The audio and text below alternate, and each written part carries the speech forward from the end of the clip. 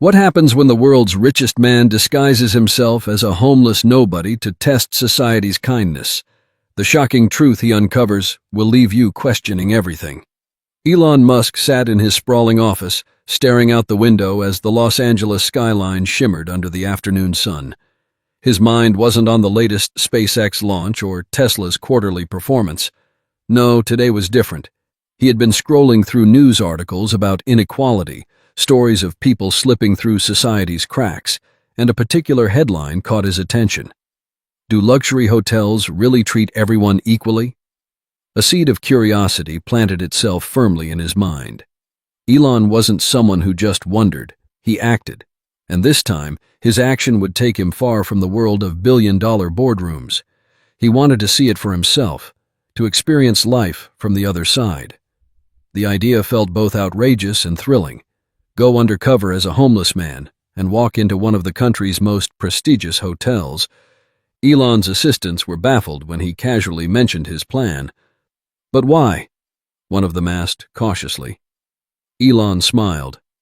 Because sometimes the only way to understand the truth is to live it. Within days, his transformation was underway. A makeup artist discreetly hired for the task made him almost unrecognizable. His usually polished appearance was replaced with unkempt hair, a scruffy beard, and second-hand clothes that smelled faintly of damp. Looking in the mirror, even Elon barely recognized himself. The destination was chosen carefully, a luxurious hotel in Beverly Hills with a reputation for catering to the world's elite. He booked a suite under a pseudonym, paid in advance to avoid any complications, and headed out to begin his social experiment. As he approached the hotel's towering glass doors, he felt a twinge of something unusual, vulnerability. For the first time in years, Elon Musk wasn't entering a room where people knew his name or fought for his attention. He was nobody. Would the world's richest man still matter if he appeared to have nothing? He was about to find out. And that question would unravel in ways he never expected. The doorman barely glanced at Elon as he approached the gleaming entrance of the hotel. His gaze swept over the scruffy clothes and worn sneakers, and for a split second, his hand twitched toward the radio clipped to his vest. Elon hesitated but then pushed forward, gripping the duffel bag slung over his shoulder. As he stepped inside, the contrast was staggering. The lobby was a vision of opulence. Marble floors polished to a mirror shine, chandeliers dripping with crystals, and a faint scent of something floral wafting through the air. Yet, none of it felt welcoming. Behind the reception desk, a woman in a perfectly tailored uniform straightened her posture as her eyes landed on Elon. Her smile was professional but strained, as though she was trying to determine if he belonged there. "Can I help you?" she asked, the words tinged with doubt. "Yes, I have a reservation," Elon replied, his voice steady but intentionally unassuming. He slid the printed confirmation across the counter. Her brow furrowed as she scanned the document. For a moment she seemed to debate whether to challenge him further. "One moment, please," she said, stepping into a back office. Elon felt the weight of several eyes on him. A couple seated in the lounge whispered behind their hands. A passing waiter slowed his steps, his tray wobbling slightly as he openly stared. Minutes felt like hours before the receptionist returned. Her smile was tighter this time. "Mr. Peterson, your suite is ready," she said, emphasizing the name on the reservation, as though it couldn't possibly belong to him.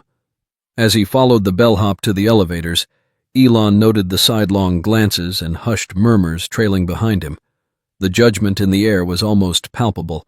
The suite was everything you'd expect from a luxury hotel, spacious, modern, and dripping with amenities. Yet, Elon wasn't there to admire the view or indulge in comfort.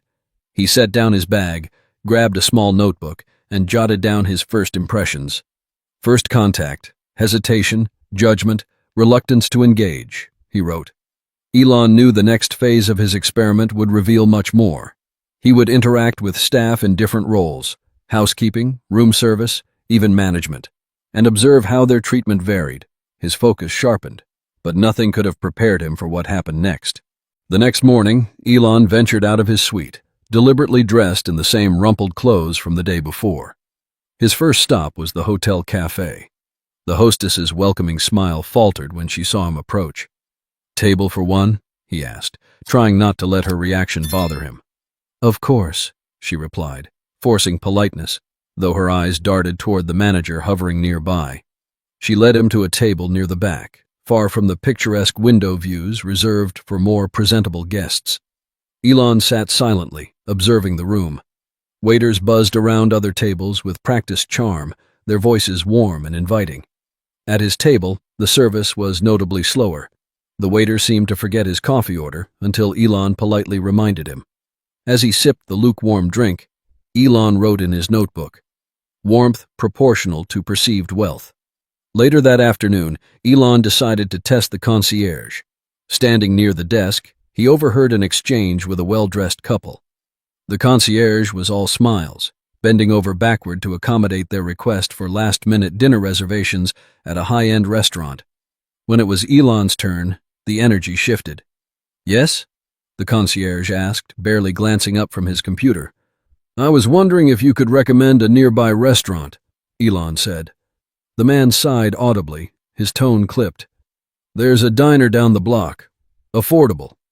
"Thank you," Elon replied, fighting the urge to challenge the bias outright. Not everyone, however, treated him this way. That evening, when he called for extra towels, a young housekeeper named Natalie arrived at his door. She carried herself with quiet confidence, her uniform slightly too large for her petite frame. "Here are your towels, sir," she said with a warm smile, her tone genuine and kind. "Thank you, Natalie," Elon said, noting her name tag. "Of course. Let me know if you need anything else," she replied, before turning to leave. Something about her demeanor struck him. Unlike the others, Natalie didn't treat him as an inconvenience or an oddity. She simply saw a guest in need. Elon decided to test this further. Over the next 2 days, he requested small things: a fresh pillow, a toothbrush, directions to a nearby park. Each time, Natalie responded promptly and without hesitation. On the third day, when she brought his morning coffee, he had specifically requested her for room service. Elon asked, "Do you enjoy working here?" Natalie hesitated, but then nodded. "It's a good job. Hard work, but I meet interesting people." Her answer was careful, but Elon sensed there was more beneath the surface. He watched as she left, scribbling in his notebook. Kindness is quiet, but unmistakable. Little did Natalie know, her small acts of kindness were about to change her life forever. By the fourth day, Elon had seen enough to piece together a pattern.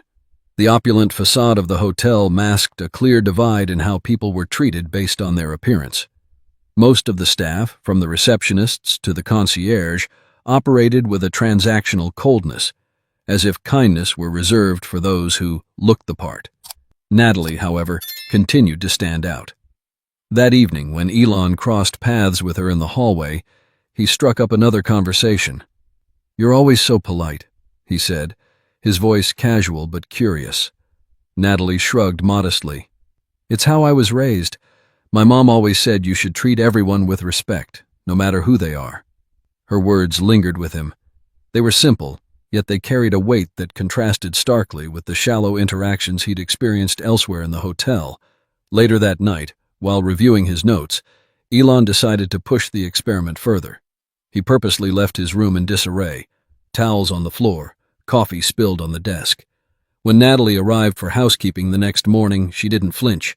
Instead, she rolled up her sleeves and got to work, even humming softly as she cleaned. "Sorry about the mess," Elon said, testing her reaction. "It's no trouble at all," Natalie replied with a smile. Elon couldn't help but admire her composure. Even when faced with unnecessary challenges, she maintained her kindness. Meanwhile, word of the scruffy guest in the suite had spread among the staff. Elon overheard snippets of conversation in the lobby. "Why would someone like that stay here? I bet he's some kind of eccentric artist." Their whispers only reinforced his observations about bias, but rather than confront them, Elon stayed the course. By the 6th day, he had devised his plan. A meeting with the entire staff was arranged under the pretense of a hotel-wide announcement. Management insisted on his presence, still unaware of who he truly was. Elon dressed in his usual understated yet sharp attire for the occasion, leaving behind the scruffy disguise. As he walked into the conference room, conversations halted. Every staff member froze, their eyes widening as they realized who stood before them. "Elon Musk?" one voice murmured in disbelief. Elon smiled faintly. "Good morning, everyone. I wanted to thank you for your hospitality over the past week." A murmur swept through the room, confusion and embarrassment etched on many faces. But what Elon revealed next would leave them utterly speechless. Elon let the silence hang in the room for a moment, the weight of the revelation settling over the staff.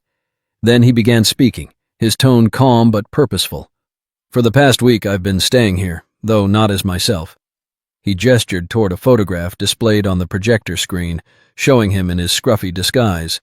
Gasps rippled through the room as recognition dawned on their faces. "I came here to understand something I've been wondering about for a long time. How does the world treat people who don't fit a certain image?" What I experienced was eye-opening. Elon paused, scanning the room. Some staff members avoided his gaze, their expressions a mixture of guilt and discomfort. "There were moments when I felt invisible, unwelcome," he continued. "But there were also moments that restored my faith in humanity. Small gestures of kindness, like those from Natalie." He turned to the young housekeeper, whose face flushed with confusion and surprise. "Natalie," he said, "you didn't know who I was, and yet you treated me with respect and genuine care. That kind of compassion is rare, and it shouldn't go unnoticed." The room fell silent as Elon's words sank in. He shifted his focus to the management team. "I've decided to make a donation to improve working conditions for everyone here.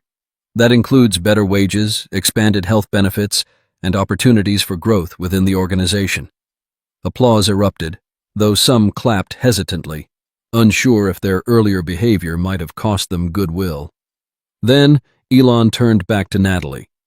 "And for you, Natalie, I have something special. I believe your kindness and empathy are qualities we need in leadership. I'd like to offer you a position at one of my companies, where you'll be trained and mentored to take on a management role." Natalie's eyes widened, her hands flying to her mouth. "Are you serious?" she whispered. "Very serious," Elon replied, smiling warmly. "You have what it takes to inspire people, and I want to help you reach your full potential." The room erupted in applause again, louder this time. Natalie, overwhelmed with emotion, wiped tears from her eyes. "Thank you, Mr. Musk. I don't know what to say." "You've already said enough," Elon replied. "Just keep being yourself." But the story didn't end there. It had only just begun. In the days following Elon's revelation, the atmosphere at the hotel shifted dramatically.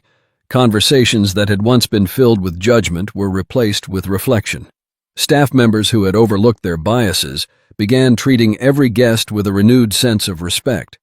Management implemented new training programs, emphasizing empathy and equity in customer service. Natalie, however, was the talk of the hotel. Her co-workers, many of whom had dismissed her quiet kindness as unremarkable, now looked at her with newfound admiration. Guests, too, began noticing her thoughtful demeanor, leaving glowing reviews about the housekeeper with the heart of gold. Elon arranged a private meeting with Natalie before leaving the hotel. Over coffee in the lounge, he explained the role he had in mind for her at one of his companies. "You'll start as a leadership trainee," he said. "It's a big step, but I'll make sure you have all the support you need." Natalie hesitated, her hands clasped tightly around her cup. "I've never done anything like that before. What if I'm not ready?" Elon leaned forward, his voice steady and encouraging. "Natalie, the best leaders aren't the ones with perfect resumes. They're the ones who care about people. You've already proven you have that." Her eyes shimmered with tears, but this time they were tears of hope. "Thank you," she said softly, "for believing in me." Elon smiled. "Don't thank me. Just promise to pass it on. One act of kindness can change someone's world, just like yours did for me." When Elon departed the hotel, it was with a sense of accomplishment, not for what he had done, but for what he had witnessed. The experiment had revealed more than just the biases of a luxury hotel. It had shown the power of small actions, the kind that ripple outward in ways no one can predict. Natalie's life changed completely in the months that followed. She thrived in her new role, her confidence growing with each challenge she overcame. The lessons she'd learned from her humble beginnings never left her. shaping her into a leader who prioritized people over profits. Meanwhile, the hotel itself became a model for inclusivity and fairness, thanks to Elon's donation and the new policies it funded. Guests from all walks of life began to remark on the warmth of their experiences, not just the luxury of the accommodations. Kindness isn't just an act, it's a force. And when it's genuine, it has the power to transform lives, entire communities, and even the world. This story reminds us that the way we treat others speaks volumes about who we are. Every interaction, no matter how small, holds the potential to make a lasting impact. Elon Musk's experiment revealed the power of empathy, and Natalie's actions proved that kindness is a strength that can shape the future. If this story inspired you, consider subscribing and sharing it with someone who needs a reminder of how powerful kindness can be.